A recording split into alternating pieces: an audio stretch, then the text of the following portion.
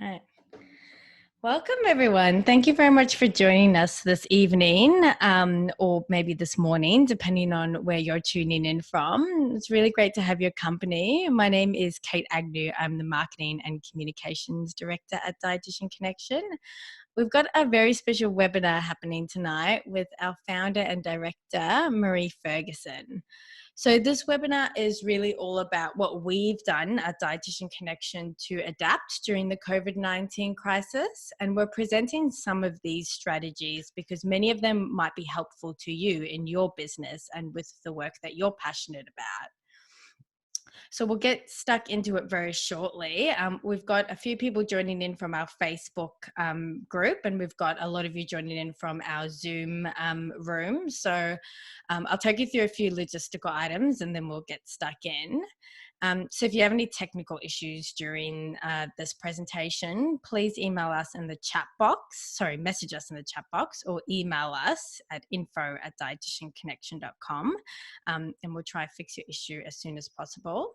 If you have questions for Maree as we move through the webinar, type them into the Q&A box, which is at the bottom of your screen if you're on Zoom. If you're on our Facebook group, pop them into the Facebook group comments, and so the comment under this video, and we'll monitor that as well so we can get to them. And we will have a recording available of this webinar after the live event so you can catch up. And so Maree Ferguson doesn't really need any introduction. She's done a lot in her lifetime so far and continues to do a lot for our entire profession and also for her team at Dietitian Connection. She's an inspirational leader. She has the most incredible ideas that just blow my mind. And I feel really lucky to spend every single day at work with her. So like I said, she doesn't need much introduction. I hope that does you justice, Maree, and I'm going to hand over to you now. And we're both wearing stripes, so we're in sync. Thank you so much, Kate. Really appreciate it. It's so great to have Kate and Melissa as part of, we call it the DC Dream Team, and they really are the dream team that make everything happen behind Dietitian Connection. So I can't thank them enough, particularly during these challenging times. They've really stepped up and are working 24/7, it seems, to bring everything to all of you, our Dietitian Connection community. So thanks so much, Kate. I'm going to share my screen now.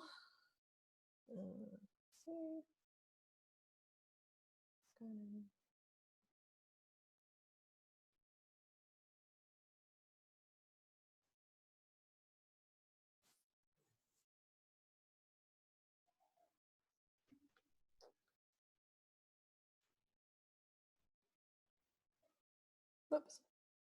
Great. So thanks so much for joining us tonight, everyone. It's really special to have you connect with us this evening or this morning, wherever you are. It's definitely a challenging time for all of us and everyone globally. I'm in contact with many dietitians around the globe, particularly in the US, and everyone's finding it tough in these uncertain times. And I think one of the hardest things that I find personally is just how long is it going to go on for? How long are we going to be in lockdown and isolation? I think that's the most challenging part for me, is just the uncertainty around that. And I want to acknowledge all of you who are currently working on the front line, especially those working with COVID-19 patients. I know that there's dietitians in Australia who've been working with overseas returning visitors in hotels, and I know that there's a lot of you on the front line in hospitals and also in aged care. So thank you for all that you're doing on the front lines. And then many of us are just trying to get through each day, juggling school, homeschooling, and working, and just trying to get to the other side. So we take our hat off to all of you and give you a great big salute at this time. So as Kate said, we thought it might be helpful just to share what we did when COVID-19 appeared back in March at DC, in the hope that it might spark some ideas for you and your business. So after we got through making the decision to move our Dietitians Unite event, which was very sad for us, and I'm sure you as well, and we communicated that change with all of you, our attention then really turned to how can we help you, our dietitian members at Dietitian Connection, and what could we do for you at this point in time. So one of the first things we did was actually conduct a survey asking you what you needed right now in these challenging times. We also reached out and asked for suggestions on social media, particularly Instagram stories and Facebook group. And we actually called a number of dietitians directly and asked them for some more in-depth feedback. So what I'm suggesting here is, can you talk to your clients, your audience? Could you do a survey? Could you ask them for feedback in your social media channels? And can you call some of them directly and find out what do they need at this particular time? For us, one of the things that came out of it was the COVID-19 resource hub that contains telehealth comparison tools, contains some business resources, critical care nutrition videos, and we couldn't do this without the support of the A2 Milk Company, who actually sponsored the COVID-19 resource hub. And that was a really important piece of work that we were able to bring to you with their support. I've got the link there if you haven't checked it out already.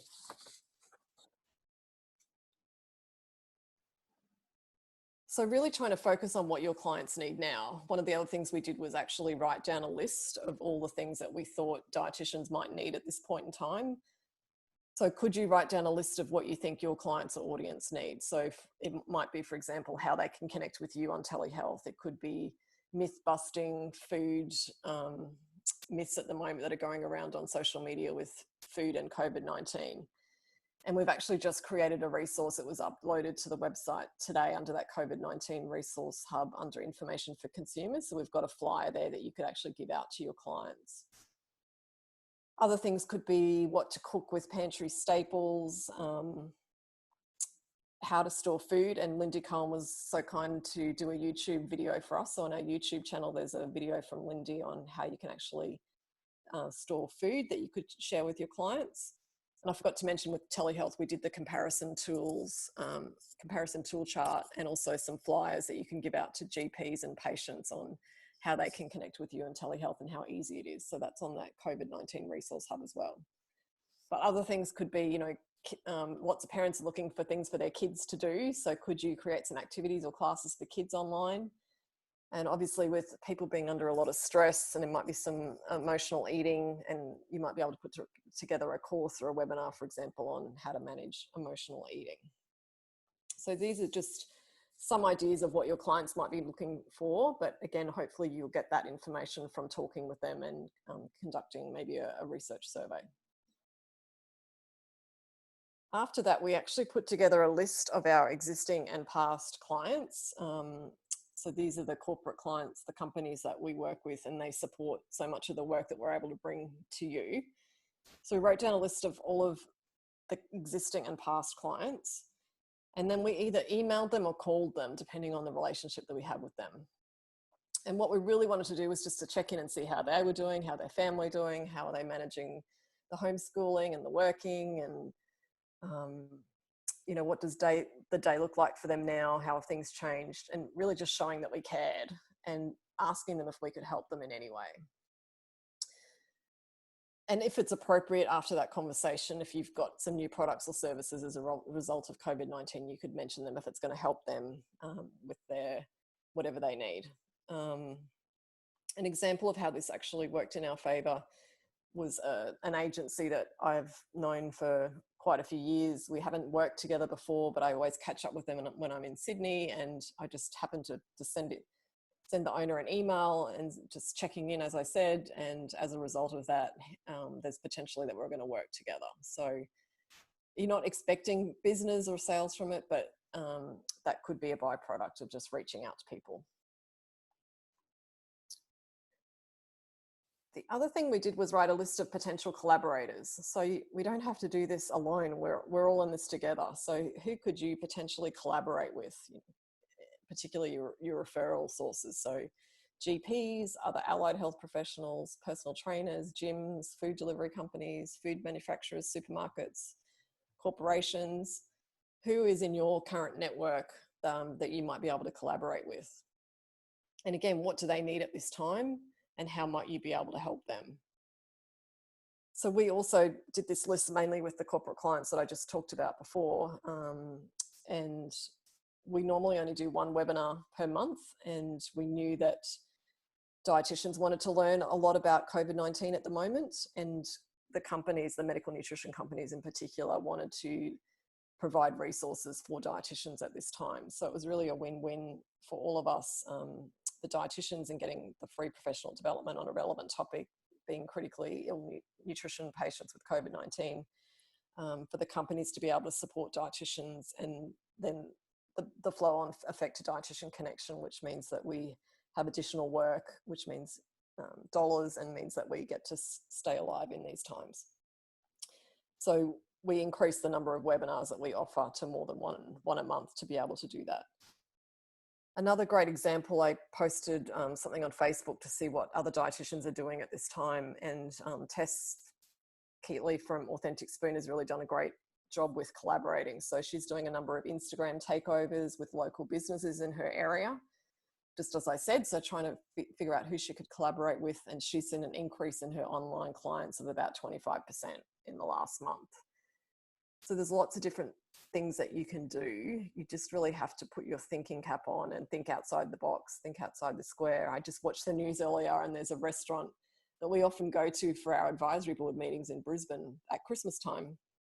And they managed to get some publicity and PR on the news tonight. They created, they went to the hairdresser next door and got a whole bunch of mannequin heads, and they put them on every single table, and you know, just something to create interest that then resulted with them being on the news, and I'm sure they've got additional business out of that.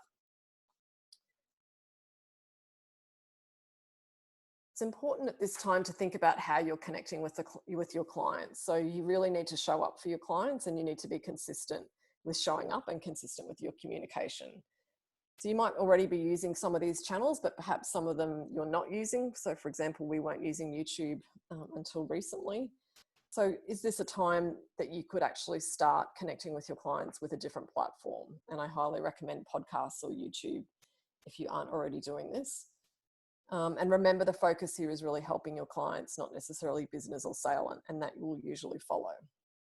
It's also important to remember at this time, and Kate's really big on this, just to make sure you don't have any automatic things set up, for example, automatic journeys and email, or automatic social media scheduled with messages that aren't appropriate this time. So just make sure that you don't have anything scheduled that might be considered insensitive or inappropriate at this time.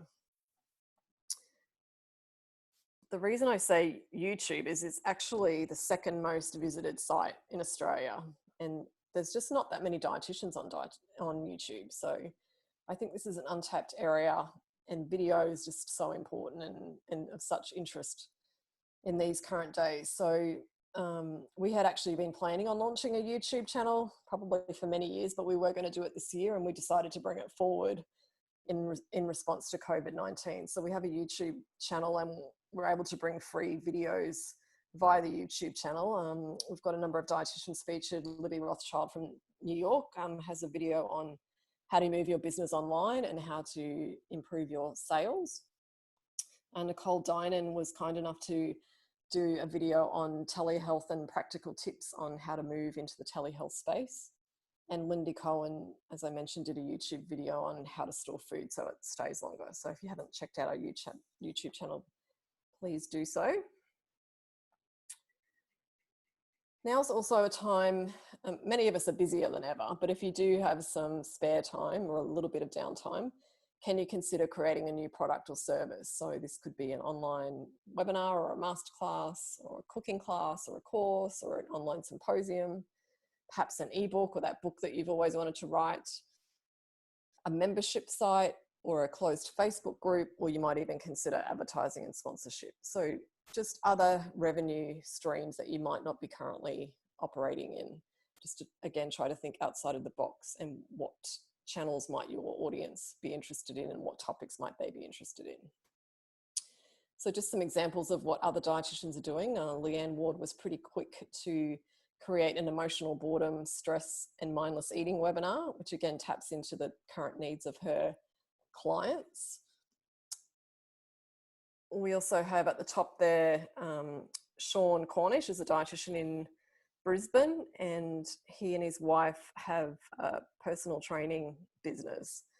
And of course that they weren't able to operate when we went into lockdown. So they moved their sessions online via Facebook, their Facebook group. And they now have over 2,500 people across the globe participating in, I think they do it even almost every night, a fitness session online on Facebook every evening. And they're just offering for people to pay as an option $9.99 per week. So if you do the math on that and you've got a couple of thousand people across the world, that can add up. Alicia Edge was also very creative, and her colleagues, in creating Comp Eat Con, which is a sports nutrition online conference that it actually started today and tomorrow. And they're fundraising for some other programs that they're doing. So I thought that was an ingenious idea. We are lamenting that tomorrow would have been our event, Dietitians Unite, on the 1st of May. But hopefully we will see you all in October. And Lindy Cohen also has her Back to Basics online program. Kate from Foost is now she used to do cooking classes in shopping centres, and she's moved to doing that online, as you can see in the bottom right-hand corner. And Lana Hirth mentioned on the Facebook group that she's doing online webinars now instead of group presentations in the community. And the benefit is that she's able to reach people in other cities around the country now, whereas she was only able to reach her local community before. And like Geraldine on the Facebook group, many of you are moving to telehealth.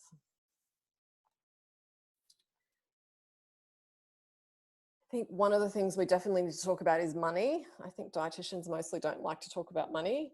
When I coach dietitians, I would say 9 out of 10 of them don't look at their finances. And when I ask them to, they resist it like you wouldn't believe. This is an absolute must, and you really need to be doing it at this particular point in time. A wise person, my business coach actually, once told me that don't skimp on legal and accounting. And you need to find a good accountant. It's actually taking me 3 accountants to actually find a good one, but I'm extremely happy with the one I have now. And it's really important to meet with them at this time because they're a wealth of information and they can really help guide you and steer you in the right direction. So definitely meet with your accountant for advice. I find it's like finding a hairdresser or a doctor. You have to shop around and keep trying. Talk to them about what government assistance is available. In Australia, there's a lot of assistance available, and I know in a lot of countries around the world, there's assistance from the government at this time. So make sure you know what's available to you. We also have some of that information for Australia on the COVID-19 Resource Hub. And review your expenses at this time. So this is a line-by-line item. Where can you save some dollars at this point in time? We were fortunate that we had actually decided to work from home at the beginning of the year. So in hindsight, that was a fantastic decision, and we're not paying for office space that we're not using. But where else could you save money? It's important to look at that at this point in time. And just do a simple cash flow projection. So it doesn't need to be anything fancy, just a simple Excel spreadsheet. Put down all of your income sources, what you're going to project over the next few months, and also what your expenses are going to be over the next few months. So on the top row, it's month, and then on the left-hand side is just your income and expenses, and project that out for at least the next 3 to 6 months if you can. Cash flow is really important. So not spending money when you don't have to. So can you just make minimum payments, for example, on your credit card if you need to maintain some cash? Or what I've just done my tax return for 2018-19, and I've organised through my accountant with the ATO. You can actually pay monthly over the next 12 months with no interest. So it's basically a free loan for you kind of over the next 12 months. You still have to pay the tax bill, but it's monthly over the next 12 months, which doesn't cost you anything. And ideally, before COVID-19, we really need to have at least 3 to 6 months of expenses in your bank account so that when unexpected things arise, like coronavirus, that you have money in the bank to get you through some of these challenging situations. So finally, many of us are busier than ever, and we're certainly busier than ever at Dietitian Connection. But if you find even a few minutes to spare at this point in time, what can you do to improve yourself and or improve your business? So I always say, keep on learning, keep on doing professional development. There's so many free webinars and courses out there at the moment. A lot of things that you would normally have to pay for are free. So I've certainly been taking advantage of watching lots of different webinars on lots of different topics. I think this is a really important one that I don't think we think of often enough, is to make sure that your business and your income is diversified. So if you think of businesses that are now not in business because they're focused on one particular avenue. So like restaurants might have only had dining in the restaurant, but now they're diversifying and doing takeaway. So for you as a dietitian, it could be making sure you've got different referral sources. So whether that's multiple GPs or multiple specialists or other allied health professionals, but it could also be making sure that your income is diversified through face-to-face, but also online. So for example, Business Chicks, who we love going to their events, their whole business was pretty much face-to-face events. And now they've literally had to go to all online. But, moving forward in the future, they'll probably have a mix of both. So just not relying on one type or source of income. Write that book that you've always wanting to write. Now's a good time to work on your website, your marketing materials to be ready for when this ends and when we come out the other side. Could be starting that podcast, starting that YouTube channel. It's also a good time at this point in time to streamline your systems and processes. So again, what could you do to make things more efficient that you might actually save some money and time on? And again, just setting you up for being more successful when we get through this. And definitely ticking off those things that have been on your list for a really long time. So I just wanted to that's just a few things that we've done at Dietitian Connection. I hope that's been helpful. We'd love to hear now what you've been doing in your business that you might have started doing differently. And we're also keen to hear how else we at Dietitian could help you at this time and what other resources you might need. And we'd love to hear from you and take any of your questions. Thanks, Maree. Do you want to, oh, there we go. Lovely. We'll give you a couple of minutes to pop your questions into the Q&A box, or if you're on Facebook, into the comments box. I might kick us off with a question I'm hearing come up a lot from dietitians. So I think at the start it was just a lot of overwhelmed at the uncertainty and surprised from the whole situation. Mm-hmm. I know I had a meltdown myself about 6 weeks ago, which you helped me through. So one of the questions that I hear coming up a lot is, I think there's a lot of information overload at the moment, a lot of businesses trying to help, and a lot of resources being thrown around. What is your advice in terms of whether some of us are feeling overwhelmed and just how to prioritize or where to start? I know I was certainly signing up for every free webinar, and now I've got about 100 that I need to get to that I will never get to. So I think it's about starting with what your clients need. I think that's where you need to focus. So that needs to be the priority. What can you do for your community? And that's definitely what we're trying to do at Dietitian Connection. And I think if you focus on that, I think that will put that's your sort of first priority. I see Simone is on our webinar. Thank you so much for joining us, Simone. And yes, we were very impressed at you recording your Building Dietetic Career seminar and moving it from an event into a webinar version, and then also obviously offering the extra value as Q&A. So I wonder if that's a really good example for those who have presentations or workshops lined up. I know a lot of us had a bunch of events and physical type activities cancelled like that in the space of a day. So well done on that, Simone. Really well done. And I know a lot of dietitians are asking questions around like the best software to use. So we've got a couple of resources on that, don't we, Maree? Yeah. So on the business resource part of the COVID-19 resource hub, we've got different options for what's available in terms of invoicing, team collaboration, video conferencing, lots of different lists of what options are available. Yeah, Simone's advice is just have a go, That's right. You just which have is to start great. somewhere. Exactly.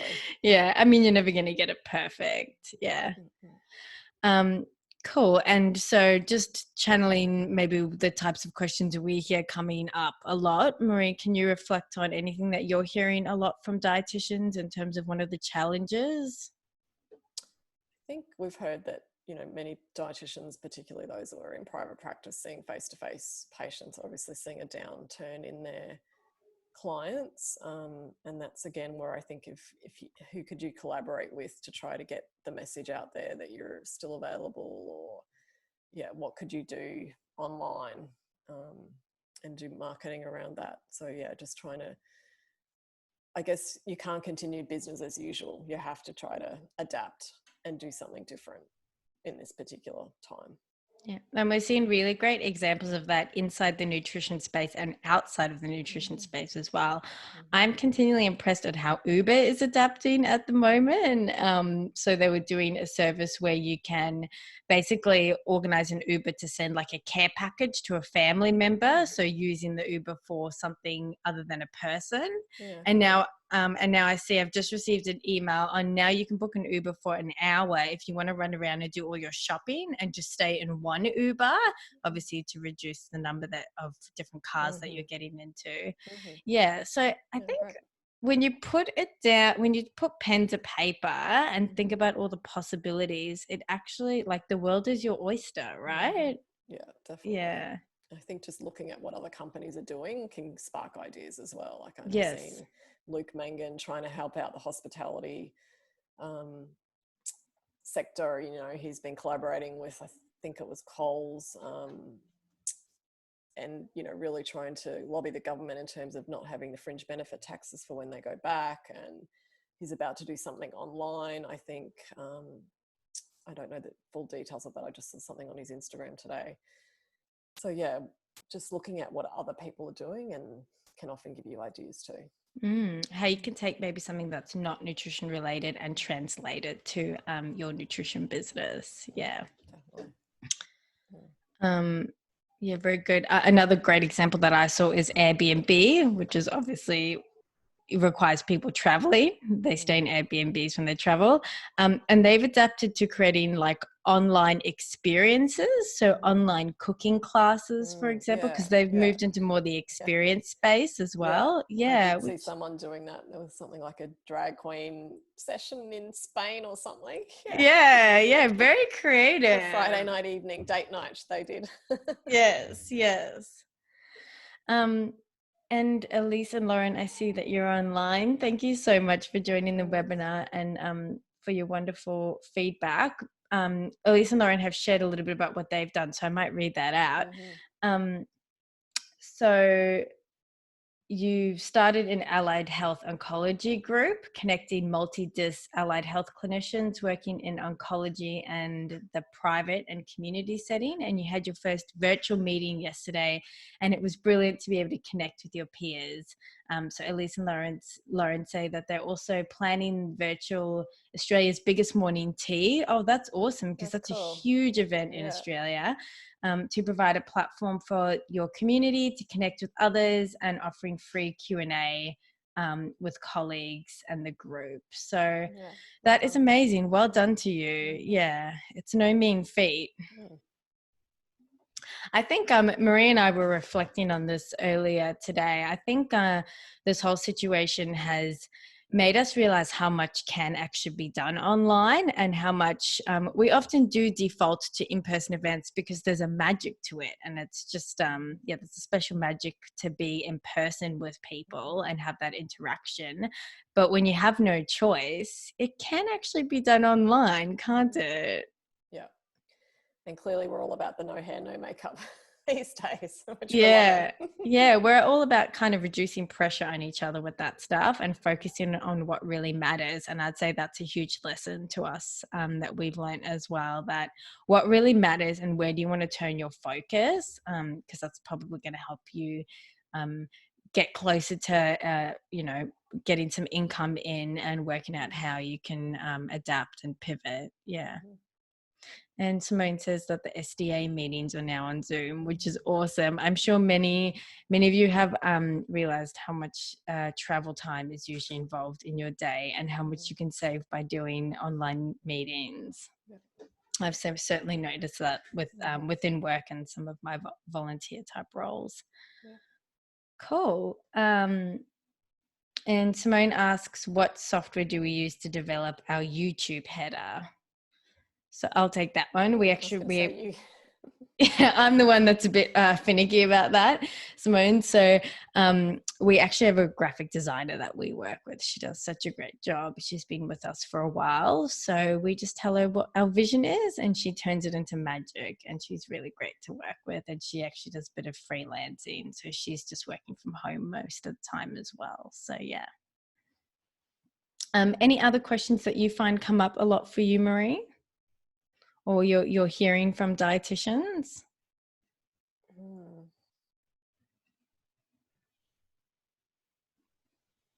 I guess it's probably what you said, just figuring out the priorities and time management. So I think, a lot of people are obviously working at home now, and how do you do that work-life balance thing?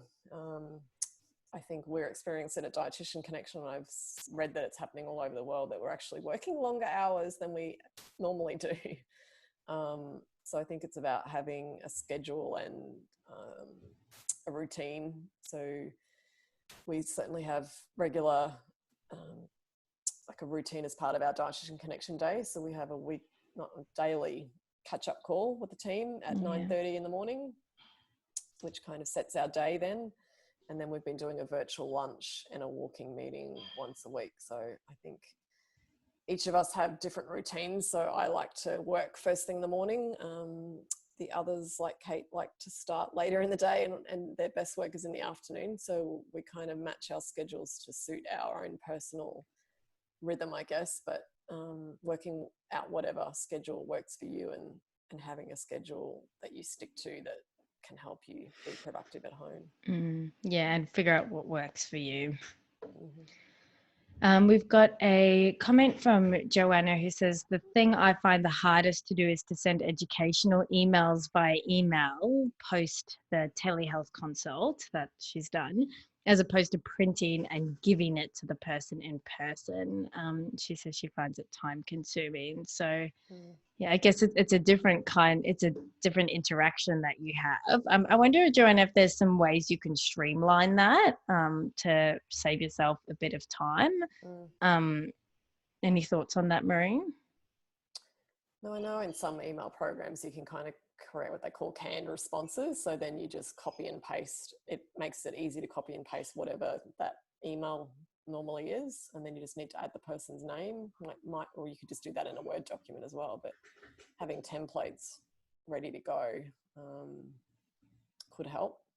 You probably have other suggestions, Kate. You're good at organizing. Yeah, I think setting up systems, it sounds really boring at the start, but a good system sets you up for success. So having like a process or flow chart on what you do, a bank of where you put those resources, and obviously there's only you can only automate things so much. And like what Maree was talking about, sometimes automation is, it's not as helpful as it seems at the start, especially right now, if given things are changing so rapidly and you actually need something to be relevant to that exact time that you're sending it out. But I think some process where you have your resource and your information ready to go, and there's a really efficient way for you to then get that to the patient or the client afterwards. Yeah. Hi Tess, thanks for joining us. I hope you caught where I mentioned your Instagram takeovers, but Tess is saying she loves being able to screen share during her sessions and showing diagrams and resources, and I think that's a great idea. Yeah, and doing telehealth kind of in a way allows you to do that maybe a bit more than a regular consult where you feel like your attention has to be on the person the whole time. We've got a comment here that an idea is for people to start that volunteering that you've wanted to do for a really long time. So that's a great point.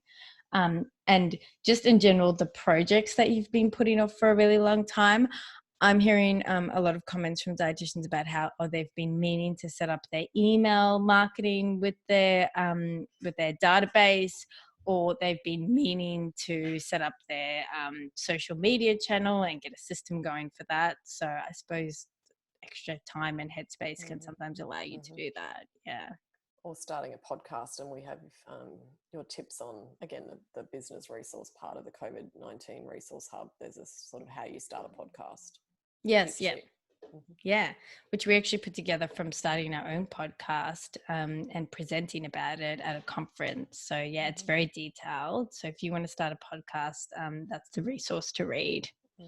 Yeah.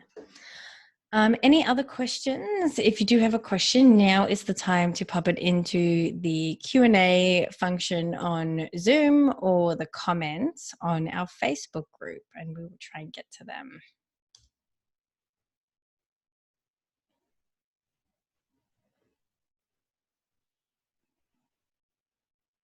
Yeah, and if you have any thoughts on what else we could do to help you, we'd love that feedback as well. If you want to type that in the chat box. Yeah, we always really appreciate hearing from you. We always really appreciate hearing about your unique situations and maybe what you've heard across your network of dietitians.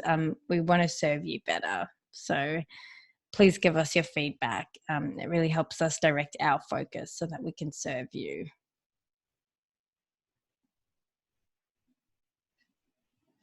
I'll give it another minute, and then if we don't have any other questions, we might wrap up. Got one from Erica, I think. I think this is pretty common to Erica, how to deal with loss of motivation, drive and passion for work when things are going down. We spent a lot of time talking about this at Dietitian Connection as well. And we kind of have our own little rituals at Dietitian Connection. So we start each of our daily catch-ups with what we're grateful for at this point in time. So trying to remember what's positive in our lives, I guess, at this point in time. And then each of us have different things that we do to try to keep motivated and passion and keep our mood up. So things that I do in the morning is affirmation cards, and I do breathing exercises. I think exercise can obviously help as well, which I'm not a great exerciser, but I'm walking more now, and hopefully that's helping. But again, that having a schedule, I think, can also help. But yeah, just trying to have some, and I do gratitude journal at night. So I think the combination of those really helps, but really focusing on what you're grateful for.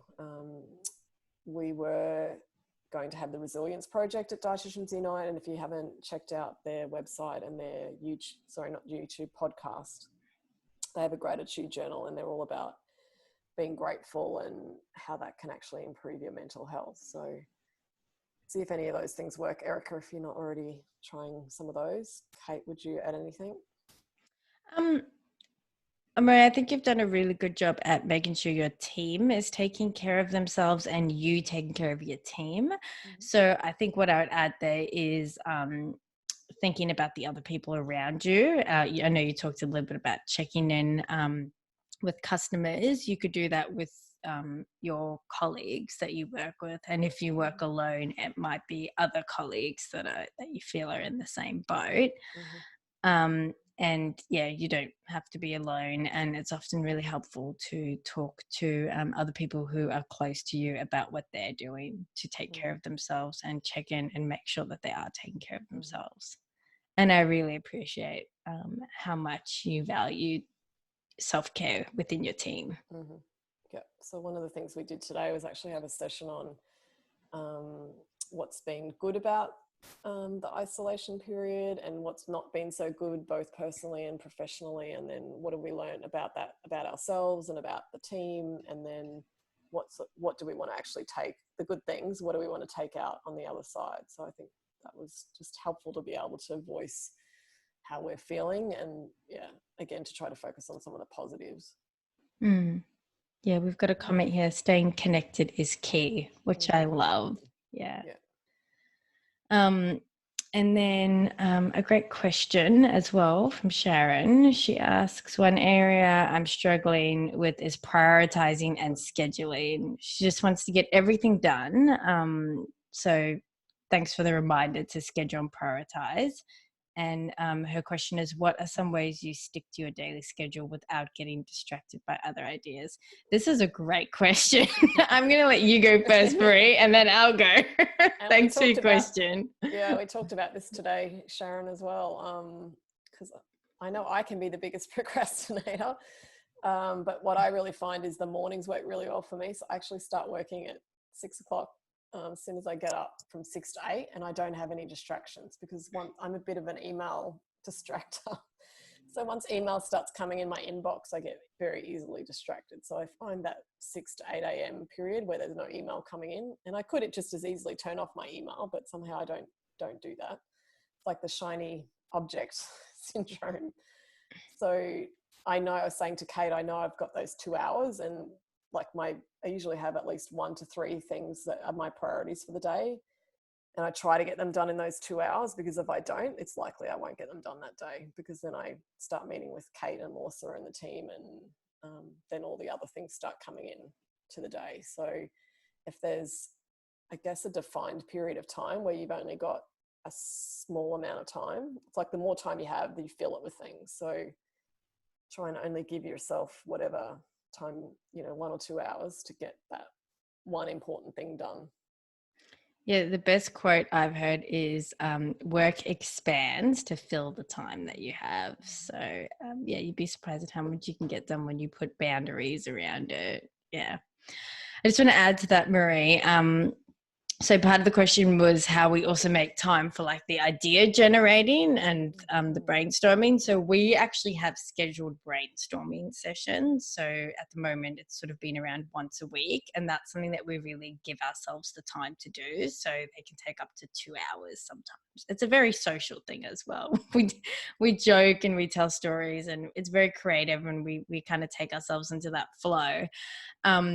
And something that I struggle with, because I'm the type of person where I have things popping around in my head all the time. I don't just focus on one thing. So I actually have a running list, and it's just on my computer, of ideas that I think of around that happens outside of that brainstorming session, and then I put them into that list, and then that way I kind of feel a bit more secure, because I know, all right, we're going to talk about this in the brainstorming session. And it helps me kind of deal with all those ideas, put them all in one place, and know that we're going to revisit them when the time is right. And I guess if you work by yourself, you'd have to work out a way where you can really, again, put some boundaries on that, have that list, schedule your time in for brainstorming, and keep it separate from the stuff that just needs to be done. It can be like doing things in like certain days. So you might decide that you're going to do brainstorming on a Friday, or development on a Thursday, like just trying to pick days of the week that you're going to do different activities. There's a good book by Patrick Lencioni on death by meeting, and if you are in a team, that's where what we do is actually you can get into the habit of just having meetings, and then it's filled with current activities and brainstorming and all different topics, whereas it's the ideal situation is to actually have different meetings for different topics. So that's why we tend to have our catch-up meeting, which is separate to our brainstorming meeting, which is separate to our virtual lunch, where we don't talk work at all. So trying to, I guess, separate out the buckets of activities. A good book suggestion as well, Work Smarter, Not Harder, by Cyril. I'm going to try and pronounce this Pupun, but it's called Work Smarter, Not Harder. So that's apparently good for planning.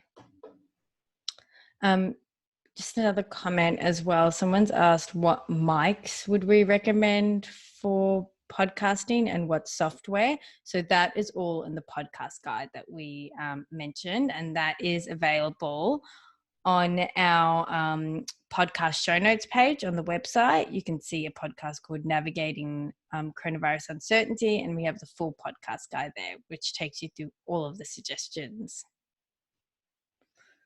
Cool. Thanks everyone for tuning in and for your questions. They were awesome, and it's really nice to be able to share them with the rest of the community and everyone online, and those who will watch this recording later. So yeah, we really appreciate it. Any last minute comments, Maree? Thanks so much for joining us today. We really appreciate it. And please reach out via email or any of the social media channels if you can think of any way that we might be able to help you. We'd definitely like to continue to make resources in our webinars and podcasts on topics that are going to be helpful to you. So if you have any ideas, please let us know. Thanks, everyone. Yes, just to echo Maree's comments, we love working hard to give you what you actually need and what you find helpful. So yes, please let us know. And we look forward to seeing you at some point in the future. If it's not in person, then online in some capacity. I suppose this is the new normal. But yeah, we'll see. We'll talk to you hopefully very soon. Thanks, everyone. Have a good night for those of you in Australia.